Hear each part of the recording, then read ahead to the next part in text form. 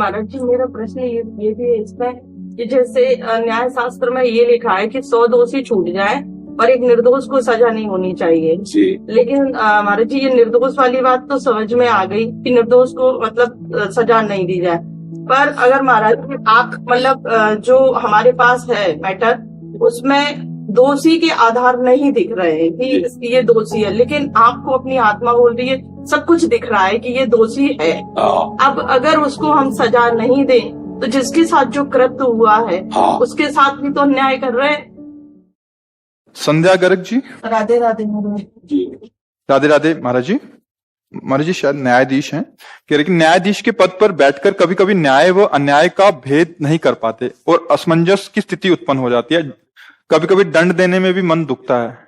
तो आपको तो सबूत के आधार पर न्याय करना होता है, क्योंकि आप अदृष्ट पर न्याय करते हैं। कोई दृश्य तो देखा नहीं आपने, आपके पास जो सबूत होते हैं वकीलों के द्वारा, उसी के आधार पर न्याय करना होता है।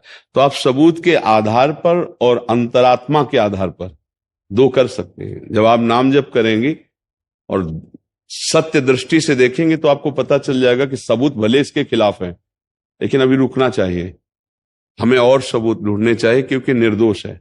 क्योंकि भगवान अंदर सबके बैठे हैं। यदि आप हृदय में नाम जप करेंगी और सत्य का आश्रय लेंगी तो निर्दोष की दृष्टि में दृष्टि मिलाने से बता देगा, उसकी दृष्टि बता देगी कि ये निर्दोष है, इसको फंसाया जा रहा है।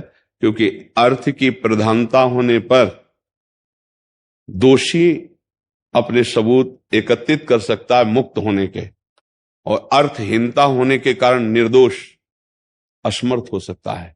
ये मतलब जैसे आप कृपा करके पधारी, इससे बहुत बड़े बड़े वकील भी आते हैं, तो उन्होंने स्पष्ट अपनी बात कही कि हमारी तो कंपनियां ही हैं और वो हमको सिखाती यही हैं, हमको उसको मुक्त कराना है जो मेरा, तो फिर दुर्गति भी पक्की है।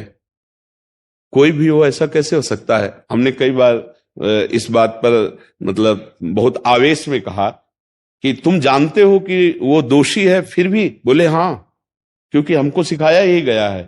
तो ठीक है, क्या तुम्हारी बहन के साथ कोई गंदा आचरण करे फिर तुमको रुपया दे और आप जानते हो दोषी, आप मुक्त कर दोगे? नहीं। तो दूसरी की बहन के साथ हुआ तो फिर आप पढ़ाई लिखाई करके क्या जान पाए? क्या आपकी वकालत काम में आएगी कि दूसरे की बेटी के साथ गलत हुआ और वो तुम्हें पैसा दे दो, तुम उसे छुड़वा दो? तो ऐसे लोगों को पैसे के बल से नहीं, ऐसे को कानून के बल से रौंदा जाए, जिससे उनके विचार शुद्ध हो, जिनसे उनके आचरण शुद्ध हो। ये बात समझनी। अब आपकी भारी समस्या ये है कि आपको सबूत दिए जा रहे हैं कि ये निर्दोष है और वो दोषी है। तो यदि आप सबूत के आधार पर दंड देते हैं तो आप निर्दोष हैं, क्योंकि आपने देखा नहीं है। आपको जो सबूत पेश किए जाएंगे उसी के आधार पर। अब इतनी सिद्ध तो है नहीं कि सबूत को हटा करके हम अपनी अध्यात्म दृष्टि से देखें। अब वो दृष्टि के लिए तो बहुत भजन की, तो आप आधार पा रहे हैं सबूत का। अब उसमें बस आपको भय और प्रलोभन से नहीं बिकना है, क्योंकि आज अर्थ प्रधान समय है। अगर आपके पास अर्थ पहुंच गया और जानते हुए भी आप न्याय गलत किए तो वो अर्थ आपके परिवार को दुख पहुंचाएगा, आपको अशांति पैदा करेगा, आपकी अंत बिगड़ जाएगी। अंत बिगड़ गया तो फाइनल बिगड़ गया तो सब बिगड़ गया। इसलिए कृपा करके अर्थ की प्रधानता और भय की प्रधानता हृदय में न रखते हुए न्याय कीजिएगा। भय की प्रधानता कोई किसी भी तरह से आपको धमकी दे सकता है, आपको ऐसा करना है। तो अगर आप भगवान को मानती हैं, सत्य को मानती है, तो पक्का समझ लीजिए, अगर हमारे प्रभु हैं और हम सत्य में चल रहे हैं तो हमारा बाल बांका कोई नहीं कर सकता। ये पक्का समझ लीजिए। अच्छा, शरीर की मृत्यु एक बार होनी है, वो सबकी होनी है, वो निश्चित है, इससे डरना नहीं चाहिए। अमर नहीं हो जाओगे अधर्म करके। वो जो समय है, तिथि है, मिनट है, उसी में मरोगे। जैसे लिखा है वैसे ही मरोगे। हमको निर्भय रहना चाहिए। तो प्रलोभन और भय युक्त न्याय न दिया जाए। अगर सबूत के आधार पर आप विवश होकर न्याय देती है तो सर्वदृष्टा भगवान जान रहा है कि आपको ये करना ही पड़ेगा। सबूत है उनके पास, वो आपको लग रहा है क्यों निर्दोष है, पर आप भी तो बंधन में हैं, सबूत पेश है। महाराज जी, मेरा प्रश्न ये भी है इसमें कि जैसे न्याय शास्त्र में ये लिखा है कि 100 दोषी छूट जाए और एक निर्दोष को सजा नहीं होनी चाहिए जी। लेकिन महाराज जी, ये निर्दोष वाली बात तो समझ में आ गई कि निर्दोष को मतलब सजा नहीं दी जाए। पर अगर महाराज जी आप मतलब जो हमारे पास है मैटर, उसमें दोषी के आधार नहीं दिख रहे हैं कि ये दोषी है, लेकिन आपको अपनी आत्मा बोल रही है, सब कुछ दिख रहा है कि ये दोषी है। अब अगर उसको हम सजा नहीं दें तो जिसके साथ जो कृत्य हुआ है उसके साथ भी तो अन्याय कर रहे हैं। हाँ, तो अंतरात्मा जब कह रही है और आपको प्रमाण मिल रहा है कि आप प्रमाण नहीं मिलते हैं कई बार, तो फिर अब इसमें आप असमर्थ पाई जाएंगे ना, फिर आपकी बात कैसे माननी होगी? तब भी तो अन्याय ही हुआ ना। तो इसीलिए एक संत जज थे, वो जज का त्याग करके यही स्थिति आई थी जब उन्होंने मृत्युदंड उसके लिए निश्चित किया निर्दोष को सबूत के आधार पर, तो उसने आंसू भर करके कहा कि आपने तो कर दिया है, पर मैं सच्ची कहता हूं, मैं निर्दोष हूं और गरीब हूं। तो वो हिल गए एकदम, मतलब आखिरकार हृदय तो सबके है। उन्होंने आंख मूंदी और कहा, अगर कोई परमात्मा है, ईश्वर है, वो सबसे बड़ा न्यायाधीश है, तो मेरे हृदय में कोई संकेत करो या प्रमाण करो। ये इसके आंसू कह रहे हैं कि निर्दोष है। मतलब रोता तो सबको, ये ड्रामे में भी रोता है, ड्रामे में भी नहीं लोग रोते हैं, लेकिन तो पता चलता है ना ड्रामा, असलियत में जो बात होती है वो हृदय को हिला देती है। 5 मिनट हुए, अंदर से आ गया निर्दोष है, अंदर से आया निर्दोष। तो उन्होंने कहा कि प्रमाण के बिना हम कैसे इसे बचा सकते हैं, हमारे कहने मात्र से थोड़ी हो जाएगा। आप मान लो कह दो मैंने इसको क्षमा किया, मैं तो आपके पास प्रमाण क्या है? फिर आपको कहा जाएगा कि आपको पहुंच चुकी होगी रकम, इसलिए आप ऐसा, वकील आपके खिलाफ हो सकता है कि सर हम आपको प्रमाण दे रहे हैं, आप उसके पक्ष में कर रहे हैं, इसका मतलब है कि तो उन्होंने थोड़ी देर के लिए भगवान से प्रार्थना की कि मुझे प्रमाण चाहिए। फिर वकील से बात की जो उसका पक्ष का था कि एक बार फिर नीचे अदालत से जांच करते हुए हमको तो समय रखा और इन किन प्रकार उसको बचा लिया। जब उसको बचा लिया तब सोचा ऐसे कितने अपराध हमारे द्वारा हुए, अब इस जीवन में अपराध ना बने। मृत्युदंड बड़ा भयावह कृत्य है, हृदय तो एक बार सबका, अपराधी को दंड देने में कोई शोक की बात नहीं होती, लेकिन निरपराधी पैसे के द्वारा फंसा दिया जाए और आप भी जान रहे हैं, तो फिर उन्होंने त्याग पत्र दिया और संन्यास ले लिया। और ऐसे महात्मा हुए कि उनकी नस नस नाड़ियों से नारायण नारायण, क्योंकि ऐश्वर्य वैभव सब त्याग कर भगवान के मार्ग में चले ना, तो अब सच्चे बन गए। ये कंचन कामिनी गिराते हैं, अब वो सब था उसको त्याग के चले ना, तो नारायण नारायण नारायण नारायण। तो देखो, सत्य को साक्षी करके प्रमाणों के आधार पर ही आपको चलना होगा। आपका अगर हृदय कहता है ये निर्दोष है, तो आपको प्रमाण जुटाने पड़ेंगे। आपकी भावुकता प्रमाणित नहीं होगी। ये कानून भावुकता पे नहीं चलता है।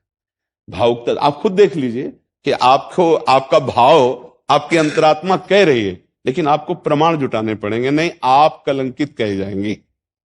कि विपक्ष आपको बोलेगा कि हमारे पास प्रमाण है, लेकिन आप जो तो निर्णय आपका गलत है, या तो आपको अर्थ मिल चुका हुआ है, या आप धमकी से ऐसा, तो आपको अब उसमें आप क्या कर सकते हैं।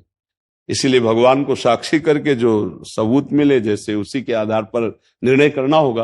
कहीं कहीं आप बहुत विवश हैं, न्यायाधीश होते हुए भी आप विवश हैं, सबूतों के आधार पर विवश है।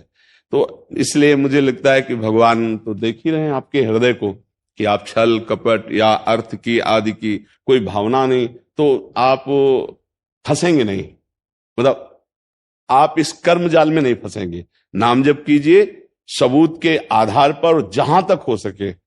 आप बचाव पक्ष में लग रहा है निर्दोष है, तो उसका बचाव पक्ष कीजिए अपने अधिकार के अनुसार, फिर इसके बाद भगवान पर छोड़ दो। होई सोई जो राम रचि राखा, को करी तर्क बढ़ावे शाखा।